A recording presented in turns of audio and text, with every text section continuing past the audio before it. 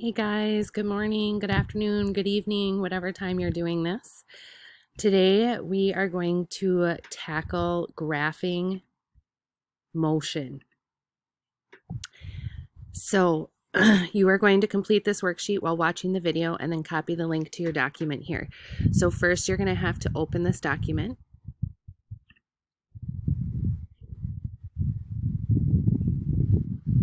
Which I need to update the link.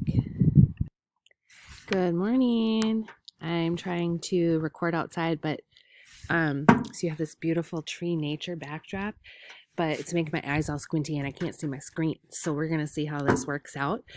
Today, I would like to walk through this worksheet alongside you. And so what you're going to be doing is you're going to be playing the video, and then you're also going to have this document open. So you're going to click where it says open here, and you're going to make a copy of this document. So it will not open for you. You're going to have to do File, make a copy, and then you will type into that. And I suggest changing your view to say fit, so it's wider. And then I also suggest that you do this split screen situation where you're going to pull this out and you're going to have shrink down your worksheet and then have the video playing over here on the other side of your screen, so that you can have the video playing side by side while doing the worksheet. I'm going to keep the worksheet full screen while we work to try to make it easier to see later. So we're going to learn a couple things as we go here. You are going to be continuing to work on distance time graphs. So yesterday you had an introduction and you saw that distance time graphs describe the motion of an object. And sometimes like telling the whole story takes a ton of words, where if I just put the graph down, I don't have to use a lot of words. You know that saying, pictures are worth 1,000 words. Well, graphs are also worth 1,000 words. So the way that a motion graph works is you're going to have distance on the y-axis and time on the x-axis, because distance divided by time equals speed. That means we can take the y values divided by the x values to find the speed of an object at any given time. So time is always on the x-axis and distance is always on the y-axis. Usually we're going to use meters per second, but this could be miles per hour. This could be feet per second. This could be something, you can measure distance in strides or other less accurate ways of measuring that still are going to give you a unit that you're using. So hopefully you remember from yesterday. So on graph 1, the distance is steadily increasing and it's going at a steady rate. And you know this because it's a straight upward line. So every, let's say, minute, you're going a kilometer. So it's going up in equal amounts. Here, your distance isn't changing at all. So if your distance doesn't change, you're going to be stopped. You're not moving.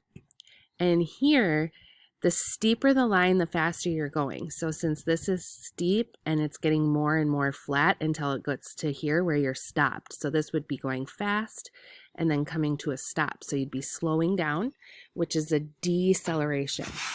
So in here, graph 1, the car is stopped. Is that graph 1, graph 2, or graph 3?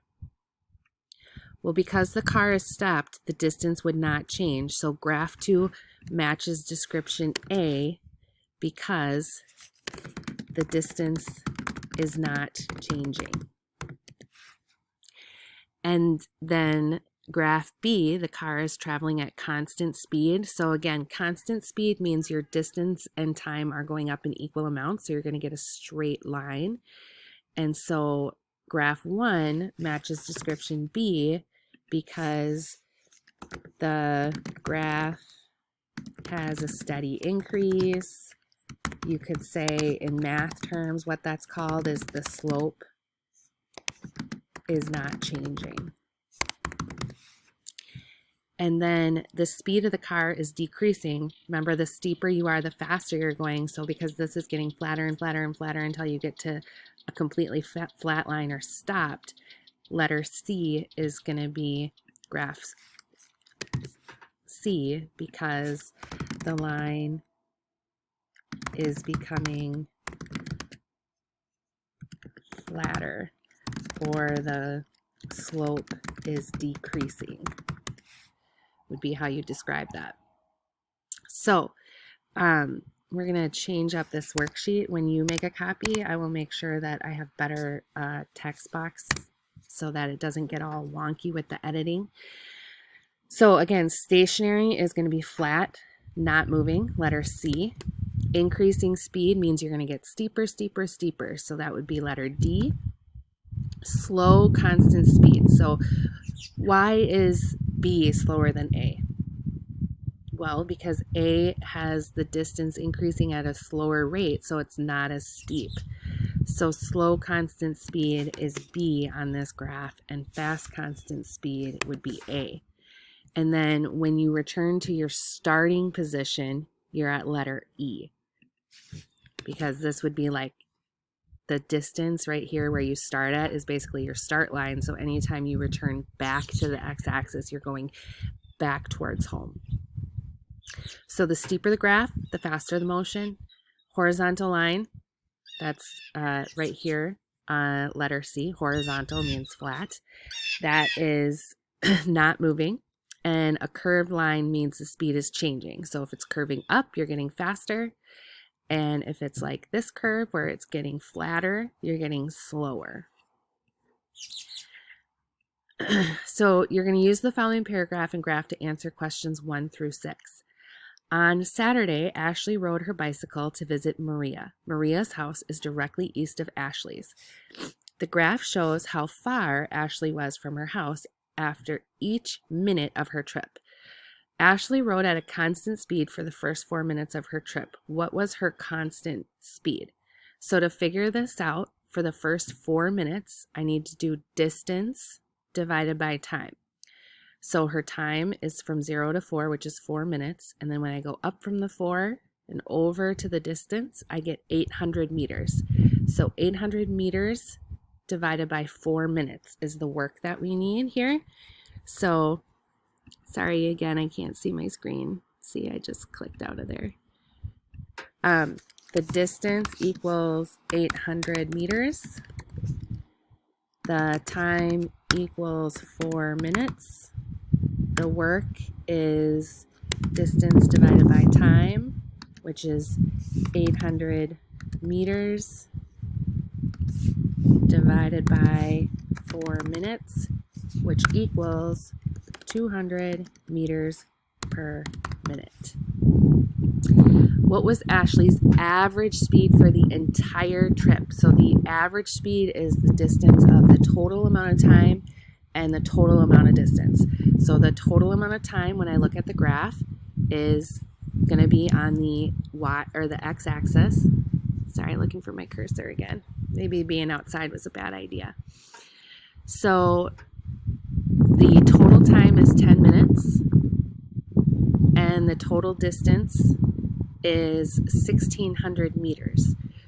So if you come up to the top of the graph here, 1,610. So to figure that out, you would do the distance divided by the time, which is 1,600 meters divided by 10 minutes, which equals 160 meters per minute. Her average velocity, so velocity, remember, velocity is speed with direction. And when you read the story, it said that Maria's house is directly east. So all I'm doing is taking the speed, which is 660 meters per minute, and adding the direction, east. Ashley stopped to talk with another friend during her trip. How far was she from her house when she stopped? So what does the graph look like when you're stopped? Is she stopped when she's going at this constant speed, or is she stopped here where the distance isn't changing? Where the distance is not changing is where she stopped. So she stopped to talk to her friend from 4 minutes to 8 minutes, which was 4 minutes long, and she stopped at 800 meters away from her house.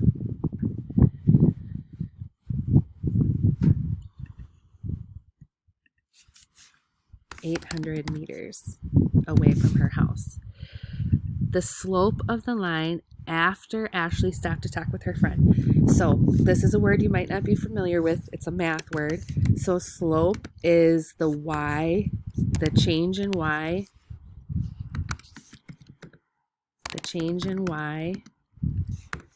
divided by the change in x.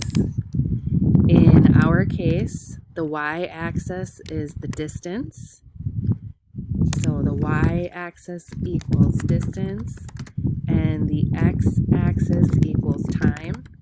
So when I do distance divided time, I get speed. And the slope of the line after Ashley stopped to talk with her friends. So we're going to go back up to get our data because we're reading it from the graph. So after she talked to her friend, it went from 8 minutes to 10 minutes. So what would be the change in time? 10 minus 8 is 2 minutes. Then we need to find the distance she traveled during that 2 minutes. So she went from 800 meters to 1600 meters. So 1600 minus 800 would be 800. So her distance in that last 2 minutes was 800 meters, and her time was 2 minutes. So her speed was 400 meters per minute. She got really fast at the end there. So how is the slope of her line related to her speed? So when the slope is steeper, she's going faster. Here she was going 400 meters per second, 400 meters per minute. When it's flat, she's going 0. And when it's kind of not as steep as this line, but still moving up, she was going 200 meters per minute. So here was 200, here was 400. I don't know if you can tell, but the first line is a little flatter, and then it gets steeper up. And the steeper you go, the faster you're going. So the answer to that question is the steeper the slope, the faster you're going.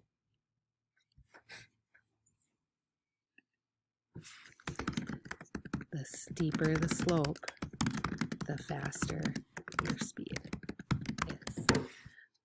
So, just a little vocabulary review here. An object is in motion when its distance from a reference point is changing. Find my cursor again. So an object is in motion when its distance from a reference point is changing. Speed in a given direction is velocity. Speed can be calculated if you know the distance and time. So this would be average speed. Let's see, we'll just say speed because it's not clear. Speed can be calculated if you know the distance divided by the time. So that's a review of how to read motion graphs, and that is your assignment for today. Thank you. Make sure you paste a link of your completed worksheet that you did alongside me here. So you're going to do that by going over here to share, and you're going to copy the link, and then you're going to go back to your Motion digital notebook, and you're going to paste your link right here. And the video that we're watching is here, so it's not there yet, but it will be when you see this. So that's it for today. 15 minutes and you're done. If you have any questions, please email me. I would love to talk with you.